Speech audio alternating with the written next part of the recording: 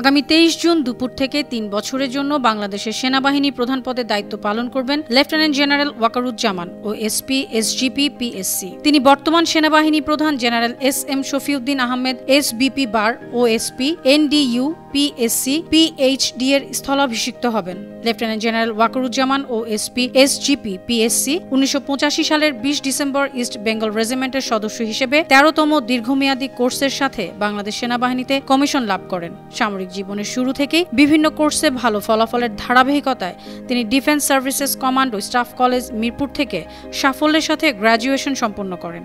পরবর্তীতে তিনি joint services command and staff college যুক্তরাজ্য থেকেও গ্র্যাজুয়েট হিসেবে স্বীকৃতি লাভ করেন। তিনি জাতীয় বিশ্ববিদ্যালয়ের আওতায় প্রথম শ্রেণীতে masters of defence studies MDS সম্পন্ন করেন। যুক্তরাজ্যস্থ Kings college university of London থেকে masters of arts in defence studies degree অর্জন করেন। তার সুদীর্ঘ 39 বছরের বর্ণাঢ্য সামরিক জীবন কমান্ড, স্টাফ ও প্রশিক্ষকের অভিজ্ঞতায় পরিপূর্ণ। তিনি 12 ফেব্রুয়ারি 2009 সাল থেকে 8 জুন 2010 সাল পর্যন্ত 17 ইস্ট বেঙ্গল রেজিমেন্টের উপ অধিনায়ক ও অধিনায়কের দায়িত্ব পালন করেন। সে সময় তিনি তৎকালীন বিডিআর বিদ্রোহ দমনে নিষ্ঠা ও বিচক্ষণতার সাথে দায়িত্ব পালন করে ভূয়সী প্রশংসা অর্জন করেন। পরবর্তীতে তিনি 27 জুলাই 2011 সাল থেকে 11 নভেম্বর 2013 সাল পর্যন্ত 2 বছরেরও বেশি সময় 46 স্বতন্ত্র পদাতিক ব্রিগেডের কমান্ডার হিসেবে দায়িত্ব পালন করেন। তিনি জিওসি হিসেবে 2 এপ্রিল 2014 সাল থেকে 23 ফেব্রুয়ারি 2017 সাল পর্যন্ত 3 বছর নবম পদাতিক ডিভিশন কমান্ড করেন।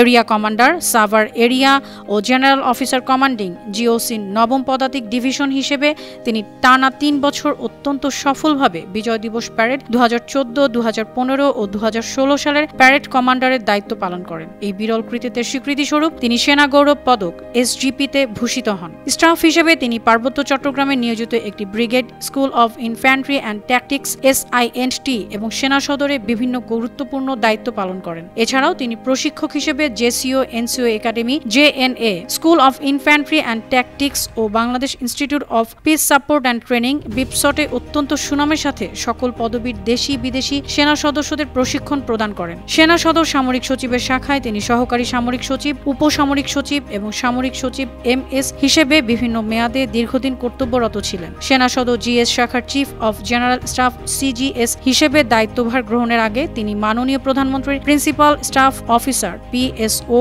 AFD হিসেবে প্রধানমন্ত্রীর কার্যালয় সশস্ত্র বাহিনী বিভাগে কর্মরত ছিলেন। লেফটেন্যান্ট জেনারেল ওয়াকারুজ্জামান ও SP SGP PSC জাতিসংঘের ব্যানারে মিলিটারি অবজারভার হিসেবে অ্যাঙ্গোলাতে এবং সিনিয়র অপারেশন হিসেবে লাইবেরিয়াতে দায়িত্ব পালন করেন।